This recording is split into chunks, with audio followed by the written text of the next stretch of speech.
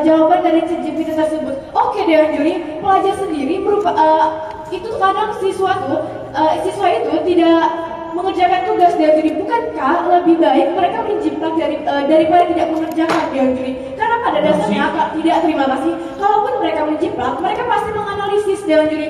Mereka pasti memahami apa yang mereka pelajari. Kalaupun yang mereka menjiplak, mereka tuh juga dapat berpikir dengan apa yang sudah dilihat Dewan Juri. Karena kemudian mereka mengatakan bahwa nanti sumber daya manusia rendah. Oke Dewan Juri, sekarang sudah memasuki zaman teknologi. Mereka mengatakan ini tidak membantu bagi pelajar. Namun Dewan Juri, 10 tahun ke depan ChatGPT itu sudah pasti akan digunakan loh Dewan Juri. Kita tuh tim pemerintah hanya menunda waktu penggunaan, bukan dengan menunda tidak sama sekali Dewan Juri. Padahal nantinya juga kita pasti gunain ChatGPT semua loh Dewan Juri, karena pada dasarnya sekarang udah zaman teknologi kan.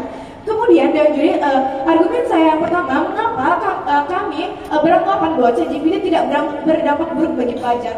Oke Dewan Juri, ChatGPT itu membantu pelajar loh. Yang pertama karena masukan dari berbagai sumber. ChatGPT itu sudah akurat Dewan Juri, dan ini tuh membantu seorang pelajar mengerjakan soal-soal yang kompleks. Misalnya mereka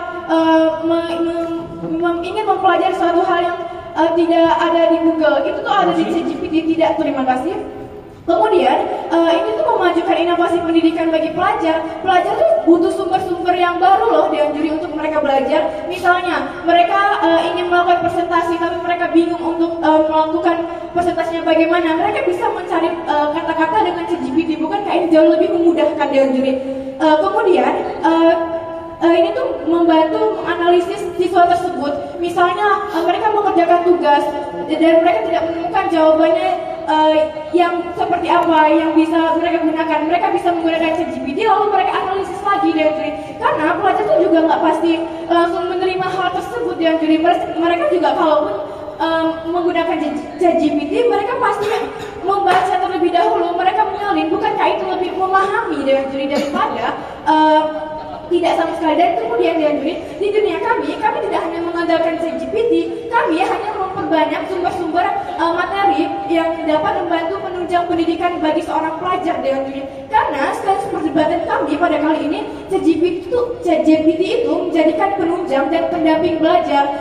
Oke Dewan Juri, ini tuh membantu seorang siswa yang misalnya kesulitan dalam berbagai hal di dunia pendidikan itu tuh bisa mengandalkan ChatGPT, namun mereka juga bisa mengandalkan buku, tidak hanya ChatGPT, dan ini akan menjadikan banyak sumber siswa dalam bagi pelajar untuk memahami suatu pelajaran yang baru, dan itu akan jauh lebih bermanfaat bagi siswa tersebut daripada mereka tidak mengerjakan soal sama sekali. Karena seperti yang kita ketahui, terkadang pelajar itu malas, dan mereka juga pasti akan menganalisis Dewan Juri. Kalau malas, mereka pasti memahami hal yang sudah tertuang di ChatGPT tersebut. Waktu sudah habis.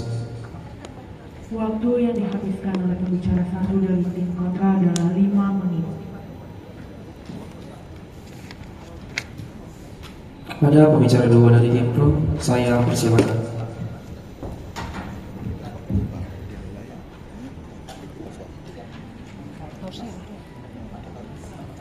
Dimasukin aja Pak, tak selipin.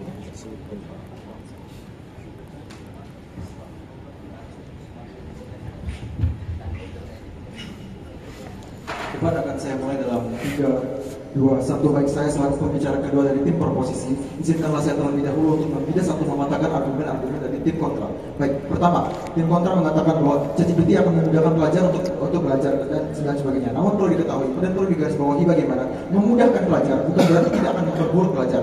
Hal ini tidak disadari oleh tim dari tim kontra, karena pada buktinya ChatGPT memang membantu untuk mengerjakan soal, mengerjakan PR dan sebagainya. Namun pada buktinya murid akan menjadi kecanduan dan juga murid akan terlalu bergantung kepada ChatGPT sehingga krisis yang kami sampaikan akan terjadi dan mereka tidak bisa menjawab krisis tersebut.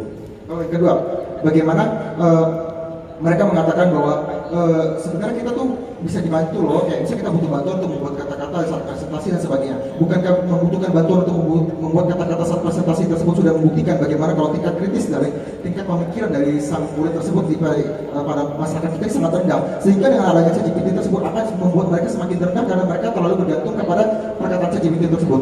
Oke, coba kita bayangkan apabila kita membutuhkan bantuan ketika kita membuat kata-kata, lalu bagaimana jika ChatGPT ini tidak membantu kita, otomatis kita tidak akan bisa memulai sendiri kan. Nah, ya, hal itu yang ditakuti oleh tim kami, sehingga permasalahan dari tim kami itu sangat tinggi Dewan Jodhoan. Lalu mereka mengatakan bagaimana kalau sebenarnya ChatGPT ini sebagai sumber yang penunjang pembelajaran. Namun perlu disadari bahwa sumber lainnya sebenarnya sudah banyak sekali di internet.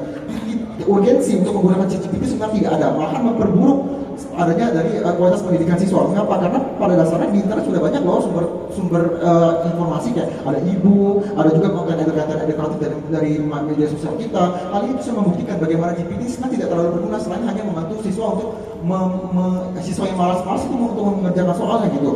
Lalu mereka juga sebenarnya pada akhirnya mereka juga melakukan blunder. Mereka mengakui bagaimana siswa itu murid yang malas. Nah, mengingat siswa itu murid yang malas, mereka justru mengatakan bahwa dengan siswa murid malas itu, namun dengan ada GPT mereka tidak akan menciptakan. Hal ini sangat kontradiktif dengan apa yang mereka katakan, karena mereka cuma mengatakan bahwa ini itu murid yang malas, tapi mereka mengatakan bahwa murid itu pada akhirnya juga akan membaca, kemudian tidak akan menjalani sepenuhnya. Hal ini sangat kontradiktif bagi mereka. Baik, masuk kepada layer argumen saya akan membantu membawakan dengan layer spektrum dan juga sosial pendidikan. Pertama, dari sisi pendidikan murid, kita melihat adanya tren penggunaan GPT. Perlu ketahui bagaimana era digital ini adalah tren yang mengatakan bahwa AI ini semakin canggih dan sebagainya. Namun hal ini justru yang akan membiasakan murid menggunakan ChatGPT. Dengan adanya tren tersebut, murid-murid akan terlebih terpikirkan atau terdorong untuk menggunakan ChatGPT. Nah, hal ini yang tidak kami inginkan. Karena apa? Karena pada akhirnya ketergantungan akan terjadi, sehingga kemampuan berpikir dari sang siswa pun akan berkurang. Nah, karena apa? Karena mereka tidak akan mereka tidak mau untuk mencari solusi mereka sendiri. Mereka akan terlalu bergantung dengan ChatGPT, karena mereka apa-apa bisa dibantu oleh ChatGPT. Memang betul ChatGPT memudahkan. Namun pada akhirnya hal ini juga akan membuat siswa itu malas untuk menggunakan pemikir mereka, karena mereka nggak mau cari solusi sendiri, dan pada akhirnya terlalu berfokus kepada ChatGPT. Lalu kedua,